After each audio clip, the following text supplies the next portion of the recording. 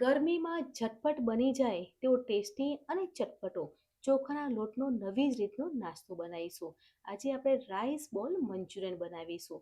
Manchurian બનાવવા માટે પેનમાં 2 કપ પાણી લેવાનું છે.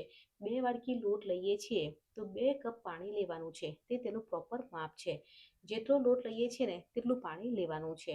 પાણી ગરમ થઈ જાય પછી સ્વાદ પ્રમાણે મીઠું ઉમેરવાનું છે અને 1 ચમચી ચીલી ફ્લેક્સ ઉમેરવાના છે. અહીંયા હું ચીલી ફ્લેક્સ લઉં છું. તમારે લીલા મરચાં ઉમેરવા હોય તો પણ ઉમેરી શકો છો. પાણી ઉકળી જાય પછી 2 વાડકી ચોખાનો લોટ લીધો છે તે લોટ પેનમાં ઉમેરવાનો છે અને મિક્સ કરવાનો છે. અને લોટ મિક્સ કરીએ છીએ ને તો ઉપરથી પાણી ઉમેરવાની જરૂર નહીં પડે, કેમ કે પ્રોપર માપ સાથે બનાવીએ છીએ એટલે ઉપરથી પાણી ઉમેરવાની જરૂર નહીં પડે. તમે જોઈ શકો છો કે લોટને પાણીમાં મિક્સ કરીએ છીએ તો ઇઝીલી મિક્સ થઈ જાય છે. એટલે સાઈડે મિક્સ કરવાનું છે અને ઢાંકણ ઢાંકી અને 10 મિનિટ મૂકી દઈશું એટલે લોટમાં બાઇન્ડિંગ આવી જશે. અને ચોખાના લોટની વાત કરીએ ને તો આ લોટ જલ્દી ચડી જાય છે.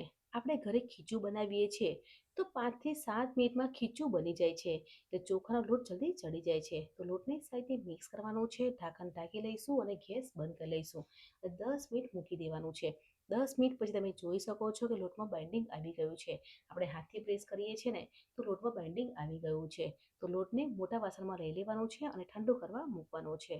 હવે આપણે કાણાવાળી પ્લેટ લેવાની છે અને પ્લેટને ઓઇલથી ગ્રીસ કરવાની છે અને ડોમાં 1 ચમચી તેલ ઉમેરવાનું છે અને ડો બાંધવાનો છે.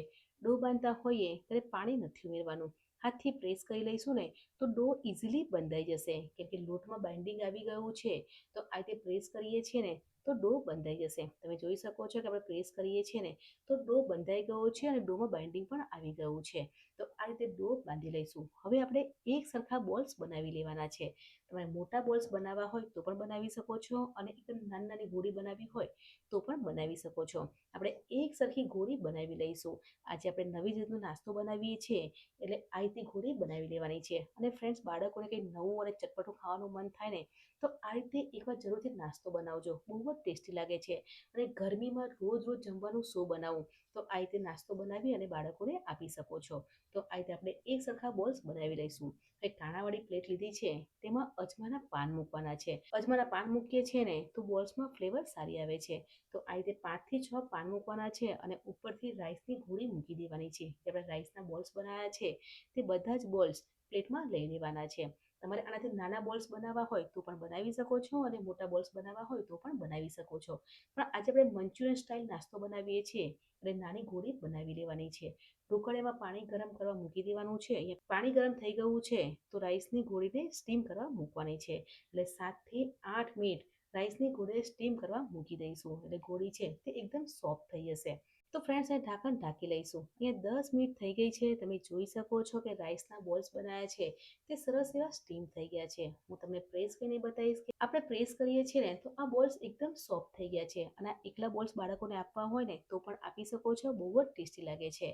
તો હવે આપણે મંચુરિયન ટાઈપ નાસ્તો બનાવીએ છીએ. તો પેનમાં 2 ચમચી તેલ લેવાનું છે. તેલ ગરમ થઈ જાય પછી ઊભી સમારેલી ડુંગળી અને કેપ્સિકમ ઉમેરવાના છે. તમારા બાળકોને જે પણ શાકભાજી ભાવે તે તમારે લેવાના છે. અહીંયા હું ઊભી સમારેલી ડુંગળી, કેપ્સિકમ, ગાજર અને કેબેજ લઉં છું. તમારે બીજા શાકભાજી લેવા હોય તો પણ લઈ શકો છો અને પનીર ઉમેરવું હોય તો પણ ઉમેરી શકો છો. તો બધા શાકભાજીને પેનમાં ઉમેરી લેવાના છે અને સાતરવાના છે. શાકભાજી જલ્દી સોફ્ટ થાય એટલે સ્વાદ પ્રમાણે મીઠું ઉમેરવાનું છે. પણ મીઠું બધાય નથી ઉમેરવાનું, કેમ કે આપણે સોસ ઉમેરવાના છીએ એટલે થોડું મીઠું ઉમેરવાનું છે અને મિક્સ કરી લઈશું. એટલે ઊભી સમારેલી કેબેજ ઉમેરીશું. શાકભાજી વધારે કે ઓછા લેવા હોય તો પણ લઈ શકો છો. તો કેબેજ ઉમેરી સાથે મિક્સ કરી લઈશું. તમે જોઈ શકો છો કે શાકભાજી છે તે સોફ્ટ થઈ ગયા છે અને આપણે રાઈસના બોલ્સ બનાવ્યા છે તે ઠંડા થઈ ગયા છે. અને બોલ્સ ઠંડા થયા પછી પણ કડક કે હાર્ડ નથી બનતા. તમે જોઈ શકો છો કે એકદમ સોફ્ટ બને છે.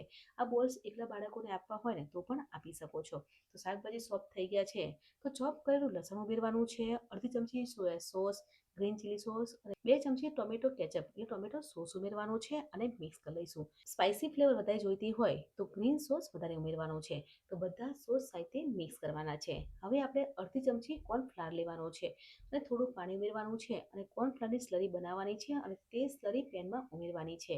કેમ કે ગ્રેવીવાળો નાસ્તો બનાવીએ છીએ એટલે કોર્નફ્લાવરની સ્લરી ઉમેરીએ છીએ તો ગ્રેવી સારી બને છે. તો 3 થી 4 ચમચી પાણી ઉમેરવાનું છે અને ઉકાળવાનું છે એટલે સોસની ફ્લેવર આવી જશે અને કોર્નફ્લાવર આપણે ઉમેર્યું છે તે પણ કૂક થઈ જશે.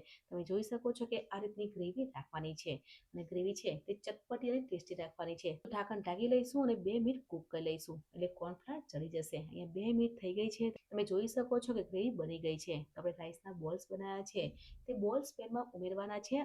ફ્રેન્ડ્સ, આજે આપણે ચોખાના લોટનો નવી રીતનો નાસ્તો બનાવ્યો છે અને રાઈસ બોલ મંચુરિયન બનાવ્યા છે.